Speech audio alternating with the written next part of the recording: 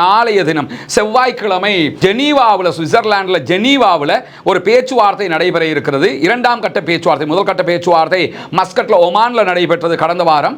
இரண்டாம் கட்ட பேச்சுவார்த்தை ஈரானுக்கும் அமெரிக்காவுக்கும் இடையில தற்போது சுவிட்சர்லாந்தில் நடைபெற இருக்கிறது. ஈரான் மீது அமெரிக்கா தாக்குதல் நடத்துமாக இருந்தால் நிச்சயமாக ஈரானிய அரசாங்கத்தோடு இணைந்து நாங்களும் அமெரிக்காவுக்கு எதிராக யுத்தத்தை செய்வதற்கு தயாராக இருக்கிறோம் என்று யாரும் எதிர்பார்க்காத விதமாக இன்றைக்கு தாலிபான்கள் அறிவித்திருக்கிறார்கள். அன்பிற்கினிய சகோதர சகோதரிகளை நம் அனைவர் மீதும் ஏக இறைவனுடைய அமைதியும் கருணையும் உண்டாகட்டுமாக என்கிற உயரிய பிரார்த்தனைகளோடு மிக தெளிவாக சுஃபியாண்டோ தலைமையிலான இந்தோனேஷியா வெளியிட்டிருக்கக்கூடிய அறிவிப்பு 1000 பேர் கொண்ட படைப்பிரிவு தான் ஏப்ரல் மாதத்துக்கு முன்பதாக முதல் கட்டமாக அங்கே வரும். அவர்களுடைய பணியாக காசா மக்களை பாதுகாப்பதும் ஐநாவினுடைய நிபந்தனைகளுக்கு உட்பட்டு மனிதாபிமான பணிகளை செய்வதும் தான் அவர்களுடைய வேலையாக இருக்குமே தவிர பாலஸ்தீன விடுதலை அமைப்போடு நாங்கள் ஒருபோதும் சண்டையிட போவதும் கிடையாது.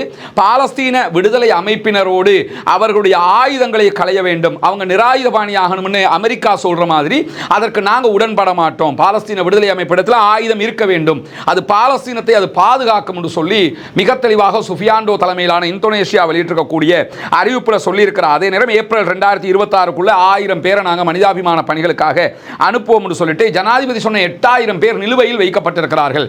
யார் வந்தாலும் அவங்க மனிதாபிமான பணிகளை மட்டும்தான் செய்வாங்க, உங்களோடு நாங்கள் சண்டை பிடிக்க வரவும் இல்லை. நீங்கள் ஆயுதத்தை கீழே வைக்க வேண்டும் என்று அமெரிக்காவை சொன்னாலும் அதை நாங்கள் சொல்ல மாட்டோம். ஆயுதங்கள் உங்களுக்கு தேவையானது காசாவையும் பாலஸ்தீனத்தையும் பாதுகாப்பது உங்களுடைய பணி என்பதை தெளிவாக ஒப்புக்கொண்டிருக்கிறார்கள்.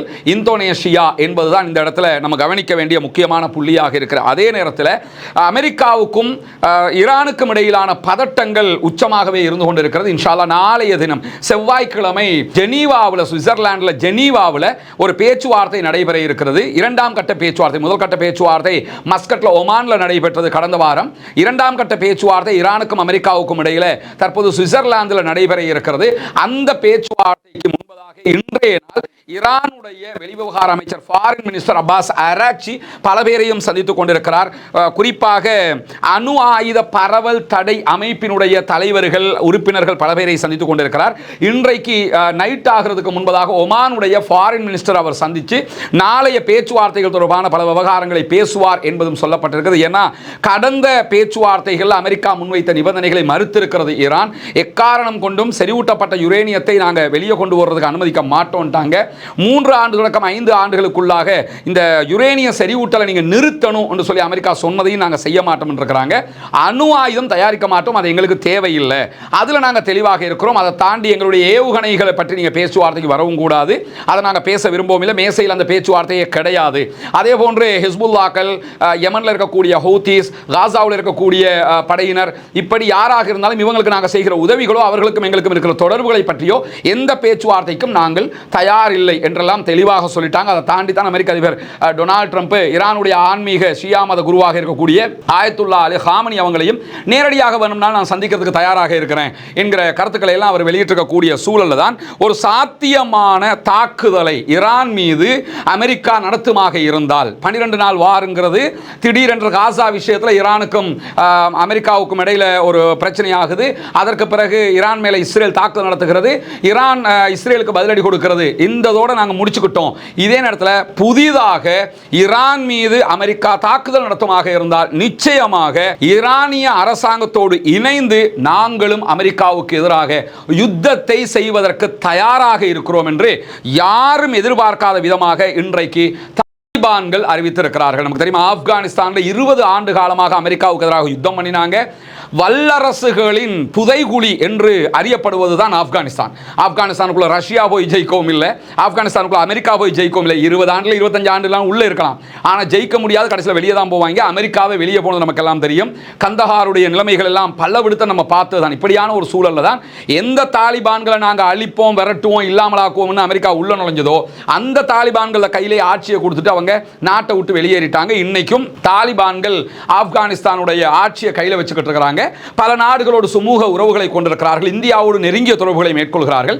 இப்படியான ஒரு சூழல்ல ஈரானுக்கும் ஆப்கானிஸ்தானுக்கும் எப்படி ஒத்து வரும் என்கிற கேள்விகள் எல்லாம் சர்வதேச மட்டத்திலே முன்வைக்கப்பட்டு வந்தது. குறிப்பாக ஆப்கானிஸ்தான் என்பது இஸ்லாமிய சன்னி பிரிவை சேர்ந்தவர்கள் குர்ஆன் சுன்னா அடிப்படையில் செயல்படணும் என்கிற நிலையில் இஸ்லாத்தினுடைய அடிப்படையோடு மிக தெளிவாக இருக்கக்கூடிய அஹ்லு சுன்னா வல் ஜமாத்தை சேர்ந்தவர்கள். அதே நேரத்தில் ஈரானை நம்ம எடுத்துக்கிட்டோம்னா ஆப்கானிஸ்தானுக்கு நேர் முரணாக ஈரானியர்கள் முழுவதுமாக அவங்க ஷியா சிந்தனையை கொண்டவர்கள், இஸ்லாத்தினுடைய பல கோட்பாடுகளுக்கு நேர் மாற்றமாக இருக்கக்கூடியவங்களாக இருக்கிறாங்க. இப்படியான ஒரு சூழல்ல ஈரானுக்கும் ஆப்கானிஸ்தானுக்கும் கொள்கை அளவில் எப்படி ஒத்து போகும் என்கிற கேள்விகள் எல்லாம் இருக்கக்கூடிய நிலையில தான் தாலிபான்களுடைய ஊடக பேச்சாளராக இருக்கிற ஜபீஹுல்லா முஜாஹித் ஞாயிற்றுக்கிழமை வெளியிட்டிருக்கக்கூடிய ஒரு பேட்டியில ரேடியோ ஈரானுக்கு அவர் வழங்கி இருக்கக்கூடிய பேட்டியில என்ன சொல்றாருன்னு சொன்னா, உதவி கோரப்பட்டால் ஈரான் இந்த யுத்தத்தில் எங்களிடத்தில் உதவியை கேட்டால் அவர்களோடு இணைந்து தாராளமாக அமெரிக்காவோடு சண்டை பிடிப்பதற்கு நாங்கள் தயாராக இருக்கிறோம். காரணம் என்னன்னா, ஈரானுடைய இருப்பு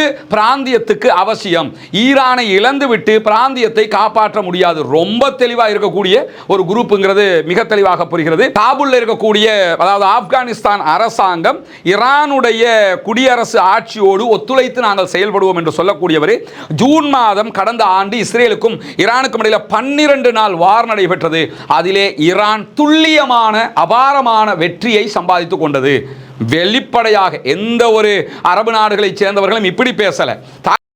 கெத்து உள்ளவங்க தானே, 20 வருஷம் சண்டை பிடிச்சிட்டாங்க.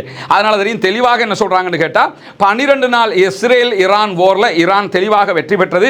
அமெரிக்கா மீண்டும் ஒரு தாக்குதலை ஈரான் மீது தொடுத்தாலும் ஈரான் தான் ஜெயிக்கும். எனவே ஈரான் அமெரிக்காவுக்கு எதிராக சண்டையிடுகிற நேரத்தில் அந்த வார்ல ஈரான் வெற்றி பெறுவதற்கு நாங்களும் அவர்களோடு துணை நிற்போம் என்பதை மிக தெளிவாகவே சொல்லியிருக்கக்கூடிய நேரத்தில் தான் இன்றைக்கு வெளியாகி இருக்கக்கூடிய இன்னும் ஒரு தகவல்ல அமெரிக்காவுடைய வெளியுறவு செயலாளராக இருக்கக்கூடிய மார்க்கோ ரூபியோ என்ன சொல்றாருன்னா, நாங்க ஈரான்ல இருக்கக்கூடிய ஷியா மத குருக்களோடு பேசிக் கொண்டிருக்கிறோம். அவங்க மதம் சார்ந்த அடிப்படையோடு இருக்கக்கூடியவங்க.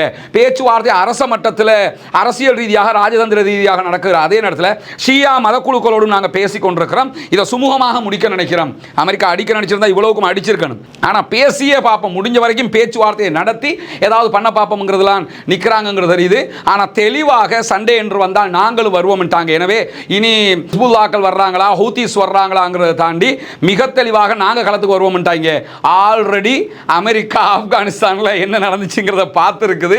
அவங்க எல்லாம் களத்தில் இறங்கிட்டாங்கன்னா எப்படி இருப்பாங்கிறது தெரியும். நீங்கள் சாதாரணமாகவே ஆப்கானிஸ்தான் தேடினாலே ஆப்கானிஸ்தானுடைய ட்ரேட்மார்க்காகவே எது இருக்கும் என்று கேட்டால் வல்லரசுகளின் புதைகுழி என்று தான் இருக்கும். எத்தனை வல்லரசு வந்தாலும் அங்கே தோற்றுட்டு தான் போயிருக்கிறாங்க.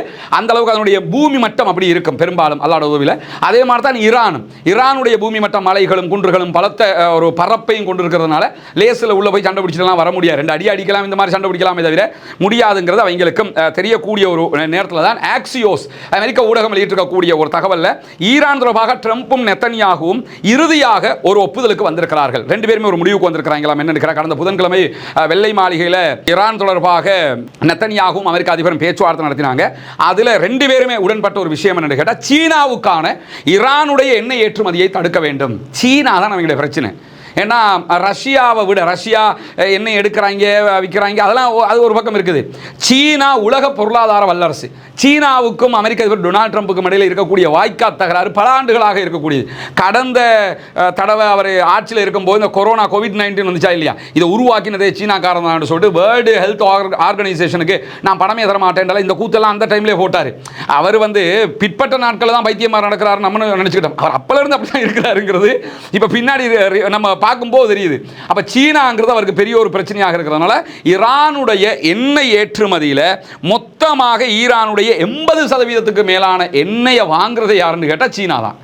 அதிலையும் அமெரிக்காவுக்கு இருக்கக்கூடிய மிகப்பெரிய பிரச்சனை என்னன்னு கேட்டா, சீனா எண்ணெயை வாங்குவதும் சீனாவுக்கு எண்ணெயை ஈரான் விற்பதும் என்ன கரன்சியில் நடக்குது என்று சொல்லி பார்த்தீங்கன்னா டாலரில் நடக்கலை. இங்கே உள்ள பிரச்சனை உலகம் முழுக்க அது நீங்கள் அதாவது மதுரோவை போய் வெனிசுவேலாவுக்குள்ளே தூக்கிட்டு வந்ததாக இருக்கலாம், அல்லது கியூபாவில் இவங்க பிரச்சனை உண்டாக்குறதாக இருக்கலாம், அல்லது மற்ற நாடுகளில் பிரச்சனை உண்டாக்குறதாக இருக்கலாம், அரபு நாடுகள் முழுவதும் ஈராக்கு ஆப்கானிஸ்தான் சண்டை போட்டதாக இருக்கலாம். எல்லாமே பெட்ரோ டாலர், அதாவது பெட்ரோலை டாலரில் தான் நீங்கள் வாங்கணும்.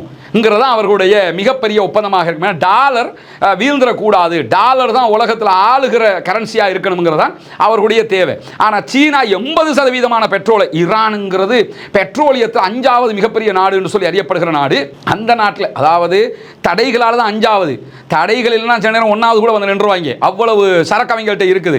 அதில் 80% பெட்ரோலை சீனா தான் எடுக்குது. எப்படி எடுக்குதுன்னு கேட்டால் அவர்களுடைய நாணயத்தினால் வாங்குகிறார்கள், அவங்களோட கரன்சியை கொடுத்து வாங்குறாங்க. அதே நேரத்தில் ஈரானும் என்ன பண்றாங்கன்னா அவங்களோட நடக்கிற கொடுக்கல் வாங்கலை எல்லாம் இவர்களுடைய ரியால் கரன்சிலேயே பண்ணிக்கிறாங்க. இதை தாண்டி இப்ப சவுதி அரேபியாவும் அந்த ஒப்பந்தத்தை முடிச்சிட்டாங்க. ஆல்ரெடி அரம்கோவோட அவங்களுக்கு 100 வருஷம் ஒப்பந்தம் இருந்தது. 100 ஆண்டுகளுக்கு டாலர்ல தான் என்ன விற்கணுங்கிறது தான் அமெரிக்காவுடைய ஒப்பந்தமாக இருந்து அது கடந்த ஆண்டு முடிஞ்சிருச்சு. இப்ப நினைச்சாங்கன்னா டாலர்லையும் விற்பாங்க, யுவான்லையும் விற்பாங்க, எதுலையும் வித்துக்குவாங்க அவங்க. அந்த மாதிரி ஒரு நிலை. இந்த பெட்ரோ டாலரை இழக்கிறது தான் அமெரிக்காவுக்கு பெரிய பிரச்சனை. அதான் அவங்க என்ன சொல்றாங்கன்னு கேட்டா ஈரான்ல இருந்து சீனாவுக்கு எண்ணெய் போவதை தடுக்க வேண்டும் என்பதை 2 பேரும் 3 மணி நேரம் பேசினதே இதுதான் முக்கியமான விஷயம். ரெண்டாவது என்னன்னு கேட்டா அமெரிக்க அதிகாரிகளுடைய கூற்றை ஆக்சியோஸ் சுட்டி காட்டுகிறது. அதுல தெஹ்ரானோட நாங்க பேச்சுவார்த்தை நடத்திக்கிட்டு இருக்கிறோம். தெஹ்ரானை பொறுத்தவரை அவங்களுக்கு ஒரு அழுத்தத்தை கொடுத்து இந்த அணுசக்தி விஷயத்தில் அவங்களை அடிபணிய வைக்கிறதா எங்களுடைய நோக்கமாக இருக்கிறது. மத்திய கிழக்கில் நாங்கள் ராணுவத்தை குவிச்சுக்கிட்டு இருந்தாலும் உடனே சண்டை போடுகிற நோக்கம் எல்லாம் எங்களுக்கு கிடையாது. எப்படியோ ஈரானை வலிக்கு வர வைக்கிறதுக்கு தான் நாங்கள் இந்த வேலையை பார்க்குறோம்னு சொல்லிட்டு கடந்த ஒரு 10 நாட்களுக்கு முன்பதாக நீங்கள் எடுத்துக்கிட்டீங்கன்னா ஈரானோட பிசினஸ் பண்ற எல்லா நாடுகளுக்கும் 25% டேரிஃபை விதிச்சாரு அமெரிக்க அதிபர் டொனால்ட் ட்ரம்ப். அதனால தான் இந்தியா அவங்களுடைய பட்ஜெட்டில் ஈரான்ல அவங்க கட்டிக்கிட்டு இருக்கக்கூடிய போர்ட்டுக்கு ₹1 கூட ஒதுக்கல. இந்தியா என்ன பண்றாங்கன்னா ஈரான்ல ஹார்பர் கட்டிக்கிட்டு இருக்காங்க. 2 முனையங்கள் வரக்கூடிய ஹார்பர் அதானி குழுமம் செஞ்சுக்கிட்டு இருக்குது. அதுக்கு ஒதுக்க வேண்டிய பணம் பட்ஜெட்ல கடந்த ஆண்டு 400 கோடி ஒதுக்கி இருந்தாங்க. இந்த ஆண்டு ₹1 கூட ஒதுக்கல. காரணம் என்னன்னா 25% வரி விதிக்கப்பட்டிருக்குது. இப்ப போய் என்ன பண்ணிட்டாருன்னா அதை கொஞ்சம் சமாளிச்சு நீங்க வரி எல்லாம் குறைங்க, உங்களோட நாங்க பிசினஸ் பண்றோம்னு அவங்களோட அமெரிக்காவோட ஏற்படுத்தி கொண்ட ஒப்பந்தத்தில் எதிர்வருகிற 5 ஆண்டுகளுக்குள்ளாக $500 பில்லியன் இந்தியா அமெரிக்காட்ட இருந்து பொருள் வாங்கும் என்று சொல்லி ஒரு ஒப்பந்தத்தை போட்டிருக்காங்க. 500 பில்லியன், 1 பில்லியன் 2 பில்லியன் கிடையாது, 500 பில்லியன். அதனால தான் ராகுல் காந்தி பார்லிமெண்ட்ல தலையை அடிச்சுக்கிட்டு செத்துக்கிட்டு இருக்கிறார். 500 பில்லியனுக்கு நீங்க வாங்க போனீங்கன்னா என்ன வாங்குவீங்க? அங்க இருக்கிற எல்லாமே நீங்க வாங்க போனீங்கன்னா உள்நாட்டு உற்பத்தி நாசமா போயிருங்கிறாங்க. இதெல்லாம் எதுக்குன்னா டேரிஃபை தடுக்கிறதுக்காக செஞ்சது. இந்த நிலையில தான் சீனாவை இந்தியாவை அடக்கிட்டாங்க. சீனாவை அடக்கிறதுக்கு அமெரிக்கா ஒரு வழியை பார்த்துக்கிட்டே இருக்கும்போது நெத்தன்யாகு என்ன சொல்றாருன்னா அமெரிக்கா அதிபருக்கு சொல்லியிருக்கிறாரு, ஒப்பந்தம்ங்கிறது சாத்தியமே இல்லை, நீங்க ஈரானை அட்டாக் பண்ணி தான் ஆகணும். அவங்க சொல்ற மாதிரி கேட்க மாட்டாங்க, வாக்குறுதி எல்லாம் மீறிடுவாங்க. யாரு இந்த ஆளு? உண்மை பேசுறதுல ஹரிச்சந்திரன் பெரிய படம் அவன் தானே, அதனால ரொம்ப அவங்க வாக்குறுதி எல்லாம் மீறிடுவாங்கன்னு சொல்லி இவர் சொல்லியிருக்கிறார். அதனால நீங்க என்ன பண்ணணும்னா ஒரு தாக்கு நடத்துங்க போது ஈரான் தொடர்பாக அதற்கு பதில் கொடுத்திருக்கக்கூடிய அமெரிக்க அதிபர் என்ன சொல்றாருன்னா ஈரானோட ஒரு உடன்பாட்டை எட்டுறதுக்கான வாய்ப்பு இருக்குது என்று சொல்லி நான் நம்புறேன். அவங்களோட ஒரு பேச்சுவார்த்தை நடந்துகிட்டு இருக்குது. அது சாத்தியமானு பார்ப்போம். சாத்தியம் இல்லாட்டி நீங்க சொல்ற 2வது ஆப்ஷனுக்கு போவோம். முதல்ல பேச்சுவார்த்தை சாத்தியப்படும் என்கிற நிலையில் இருக்கிறோம் போது தான் ஜார்ஜ் குஷ்னரும் அதே போன்று ஸ்டீவ் விட்காஃபும் ஆக்சியோஸுக்கு சொல்லும் போது என்ன சொல்றாங்கன்னா அமெரிக்காவுடைய மத்திய கிழக்குக்கான தூதுவர்கள் பேச்சுவார்த்தை நடத்துறவங்க இவங்க தான் மெயினாக. வரலாற்று ரீதியாக எடுத்துக்கிட்டோம்னா தெஹ்ரானோட ஒரு நல்ல உடன்பாட்டை எட்டுவது சாத்தியமற்றது என்று இருந்தாலும் அது கடினமானது இல்லை, நாங்கள் கொஞ்சம் பேசி பார்ப்போம் அப்படின்னு சொல்லி இருக்கிறாங்க. நாளைக்கு பேச்சுவார்த்தை மீண்டும் நடைபெற இருக்கிறது.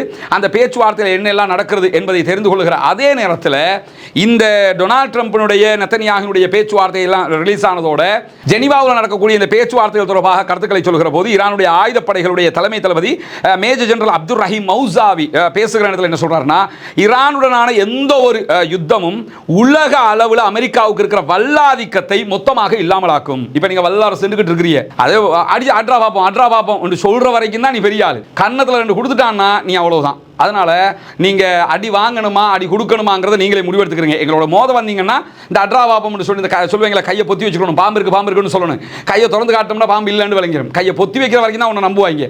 அது மாதிரி அமெரிக்கா வல்லாதிக்கம் இருக்கிறீங்க. எங்களோட சண்டை பிடிக்கிற வரைக்கும் தான் நீங்க வல்லரசு. சண்டை பிடிச்சிட்டீங்கன்னா நீங்க யாருங்கிறத அறிஞ்சிக்கிறீங்க, உலகமும் நீங்க யாருங்கிறத அறிஞ்சு கொள்ளும் அப்படின்னு சொல்லிட்டு ஈரானுக்கு எதிரான எந்த ஒரு யுத்தமும் தனக்கு எதிரான அமெரிக்காவுக்கு ஒரு மிகப்பெரிய வரலாற்று பாடத்தை படித்துக் கொடுக்கும். ட்ரம்ப் விரும்பினார்னா பேச்சுவார்த்தை நடத்தலாம், விரும்பினாண்டா தாக்கல் நடத்தலாம், நாங்கள் 2க்குமே தயாராக இருக்கிறோம் என்று சொல்லி அப்துல் ரஹீம் மௌசாவி மேஜர் ஜெனரல் ஈரானுடைய ராணுவ தளபதி மிக தெளிவாக சொல்லியிருக்கிறார். அதே நேரத்தில் ஈரானுடைய தேசிய பாதுகாப்பு மற்றும் வெளியுறவு கொள்கைகளுடைய குழுவினுடைய உறுப்பினராக இருக்கக்கூடிய இப்ராஹிம் ரஸாயி பாராளுமன்றத்தில் தெரிவிக்கும் போது என்ன சொல்றாருன்னு கேட்டா இந்த நாளைக்கு நடக்க இருக்கிற பேச்சுவார்த்தைகளில் கூட யுரேனிய செறிவூட்டலை நிறுத்துவது சம்பந்தமாக நாங்கள் எதுவும் பேச போறது கிடையாது. கையிருப்பில் இருக்கக்கூடிய யுரேனியங்கள் நாங்கள் வெளிநாட்டுக்கு அனுப்ப போறதும் கிடையாது. அமெரிக்கர்கள் இதுக்கு ஒத்துக்கொண்டிருக்கிறாங்க, ஒத்துக்கொண்டு தான் ஆகணும். இல்லைன்னு சொல்லி சொன்னா நாங்கள் எங்களுடைய வழியில் நாங்கள் போயிடுவோம்னு சொல்லி ரொம்ப நாங்கள் எதுக்குமே சரண்டர் ஆக வேண்டிய அவசியம் கிடையாதுங்கிறத மிக தெளிவாக ஈரான் சொல்லிக்கொண்டே இருக்கிறது. பொறுத்திருந்து பார்ப்போம் என்னவெல்லாம் நடக்கிறது என்பதை. பாலஸ்தீனம் வெற்றி பெற வேண்டும், பாலஸ்தீனம் சுதந்திரம் அடைய வேண்டும், பாலஸ்தீன மக்களும் நம்மை போன்ற நிம்மதியானவர்களாக மாற வேண்டும், வாழ வேண்டும் என்கிற உயரிய பிரார்த்தனைகளோடு பாலஸ்தீன அப்பாவிகளுக்காக தொடர்ந்தும் ஜனநாயக ரீதியாக குரல் எழுப்புவோமாக. அல்ஹம்துலில்லாஹி ரப்பில் ஆலமீன்.